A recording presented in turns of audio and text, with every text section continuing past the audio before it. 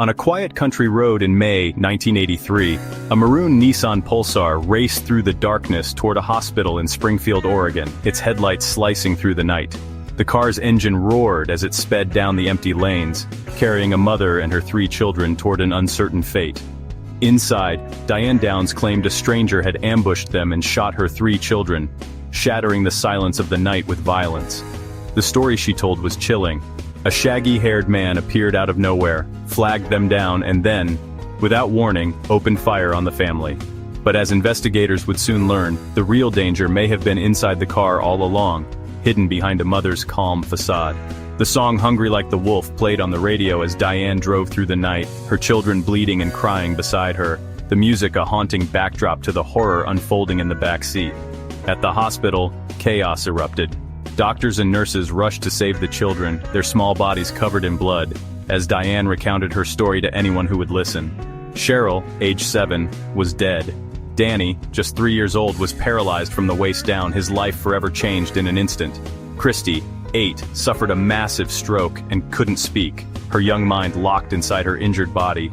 Diane had only a minor wound on her arm and seemed oddly calm, almost detached, as doctors fought desperately for her children's lives just a few feet away. Her account was detailed, but something felt off. Her lack of emotion, her composure, and the way she recounted the events with chilling precision. The community panicked, fearing a madman was on the loose, and parents kept their children close, terrified that the shooter might strike again. Police launched a massive manhunt for the mysterious stranger and his supposed yellow car, combing the countryside for any sign of the killer, but found nothing. Physical evidence didn't match Diane's story. There was no sign of another car, no footprints in the dirt, no evidence of a struggle at the scene.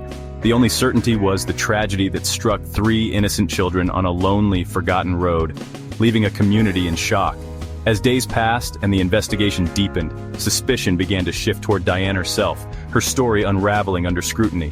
Investigators noticed her demeanor, her repeated media appearances, and her unshakable composure in the face of tragedy. She pleaded for help on TV, but her words rang hollow to detectives who saw something unsettling in her performance. They saw a performance, not a grieving mother, and began to question everything she said. The story of a random attack was unraveling, replaced by a growing suspicion that the truth was far more disturbing. The real key to the case, they realized, might be sitting right in front of them, hiding in plain sight. Diane's story was beginning to fall apart, and the search for answers was only just beginning. Who was Diane Downs? A mother, a daughter, a woman whose life would spiral into infamy. Her story is one of heartbreak, obsession, and ultimately, tragedy. To understand that fateful night, we must look back at the winding path that led her there, a path marked by pain and longing. Born in Phoenix, Arizona, Diane described a troubled childhood, marked by strict rules and emotional distance. She later claimed abuse by her father, a shadow that would haunt her for years. She married Steve Downs, and together they had 3 children, Christy, Cheryl, and Danny. But the marriage was rocky from the start, plagued by infidelity, arguments, and constant instability. After divorcing Steve, Diane packed up her children and moved to Oregon, hoping for a fresh start. She found work at the Postal Service, but the promise of a new life quickly faded. Her new life wasn't about her kids, it was about a man, Robert "Nick" Knickerbocker, a married co-worker from Arizona who had captured her heart and imagination. Diane became obsessed with Nick, writing him passionate letters and filling her diaries with fantasies of a life together, convinced he was her soulmate. But Nick made it clear he didn't want children and had no intention of leaving his wife. He tried to distance himself, but Diane refused to let go. To Diane, her children became an obstacle to her fantasy life with Nick. The love she once had for them was overshadowed by her obsession. The move to Oregon was less a new beginning and more a calculated retreat, a way to escape her past and chase a future that existed only in her mind. Diane convinced herself that if her children were gone, Nick would finally be hers. It was a chilling, desperate logic. Investigators would later uncover her diaries, revealing a disturbing, calculated motive behind her actions. Pages filled with longing and cold determination. This wasn't a crime of passion. It was a plan, born from obsession, carefully plotted and chilling in its intent. The road to tragedy was paved with letters, phone calls, and a single, desperate desire that consumed Diane's every thought. Diane's children were no longer her priority. They were in the way of the life she believed she deserved.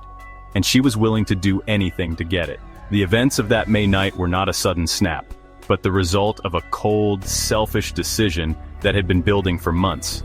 The truth, when it finally came to light, was darker and more twisted than anyone could have imagined. In the aftermath, Diane Downs became a media fixture. She gave interviews, often smiling as she described the attack. Her lack of grief and focus on herself unsettled viewers and police alike.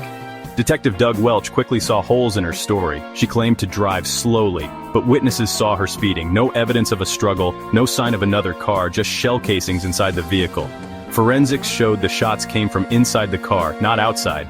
Diane's diary, seized by police, revealed her obsession with Nick and her frustration with her children. She saw them as obstacles, not blessings. Blood spatter and gunpowder evidence contradicted her tale of a stranger. The shaggy-haired man was looking more like a phantom. The story was collapsing under the weight of its own lies. Investigators knew the truth was much closer to home. Detectives dug deeper, traveling to Arizona to interview Diane's ex-husband and Nick. Steve Downs confirmed Diane owned a .22 caliber handgun, the murder weapon. Diane claimed she sold it, but couldn't provide details. Nick confirmed the affair and his refusal to be a father to her kids. He handed over obsessive letters from Diane, further revealing her state of mind. Back in Oregon, an anonymous tip led police to a hidden .22 caliber gun in Diane's home. Ballistics matched it to the shooting. The weapon had been there all along. Meanwhile, Diane's behavior grew stranger, posing for photos, calling Nick from the hospital in an upbeat tone. She seemed more concerned with her image than her children's welfare. The cracks in her story became chasms. The truth was finally surfacing. At the heart of this tragedy was Diane's obsession with Nick Knickerbocker. To Diane, Nick was everything. Her children were obstacles. Her diaries and letters revealed a relentless, one-sided love. When Nick ended the affair, Diane refused to let go. She saw her children as baggage, and her solution was chillingly simple: remove them. This was not a crime of passion, but a calculated plan. She bought the gun, crafted the story, and chose a deserted road. Each step was deliberate, aimed at winning Nick's affection. Nick's testimony in court exposed Diane's obsession and motive. He read her letters aloud, showing the jury the depth of her fixation. He was the unwitting catalyst in a tragedy he never could have imagined. His testimony was crucial in revealing Diane's dark world. The prosecution's case was strong, built on evidence and suspicion, but it lacked a direct witness, until Christy began to recover. After months of therapy and gentle encouragement, Christy, just 8 years old, finally found her voice. She began to recall the events of that terrible night, and slowly, the truth emerged from her memories. There was no mysterious stranger, only her mother, the person she trusted most. In careful, painstaking sessions, Christy bravely told prosecutors, "My mom shot me, my mom shot Danny, my mom shot Cheryl." Her words were clear, unwavering. Her testimony became the final devastating piece of the puzzle that prosecutors needed to complete their case.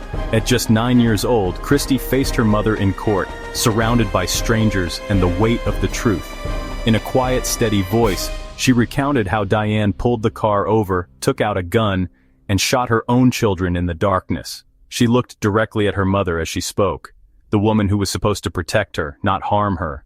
Diane showed no remorse, only denial, shaking her head at her daughter's words, refusing to accept the truth. Christy's testimony was raw, honest, and utterly heartbreaking. It sealed Diane's fate in the eyes of the court. Christy became the voice for her lost sister and her paralyzed brother, speaking for those who could not. Her courage in that courtroom was extraordinary, a testament to her strength and resilience. The jury was visibly moved by her bravery and the clarity of her words, many struggling to hold back tears. The truth, spoken by a child, was impossible to ignore. Diane's performance was over, her lies exposed. Justice was finally within reach, thanks to the courage of a little girl who dared to speak the truth. Diane Downs' trial began in May 1984, drawing national attention. Diane arrived each day smiling, treating the trial like a stage. Her behavior contrasted sharply with the gravity of the charges. The prosecution presented the gun, diaries, and Nick's testimony, but Christy's words, "My mom shot us," were the most powerful. Diane took the stand, delivering a dramatic, tearless performance. She denied everything, even as evidence mounted. In a final twist, Diane became pregnant during the trial, hoping for sympathy. She believed a jury wouldn't convict a pregnant woman, but the jury saw through her manipulation. On June 17, 1984, Diane was found guilty on all counts. Her performance had failed. Diane Downs was sentenced to life plus 50 years. Even in prison, she sought attention, escaping briefly in 1987 before being recaptured. The baby she conceived during the trial was adopted and renamed Becky, growing up in a loving home. Christy and Danny were adopted by prosecutor Fred Hughey and his wife, finally finding safety and love. They rebuilt their lives in private, away from the media glare. Their resilience stands as a powerful rebuke to Diane's actions. Diane remains in prison, denied parole, still claiming innocence. She continues to tell her story, casting herself as the victim. She shows no remorse for her daughter's death or her surviving children's suffering. Her legacy is one of pain and selfishness. But the true legacy is the survival and strength of Christy and Danny. They are living proof that hope can emerge from tragedy. The case remains a chilling reminder of obsession's destructive power.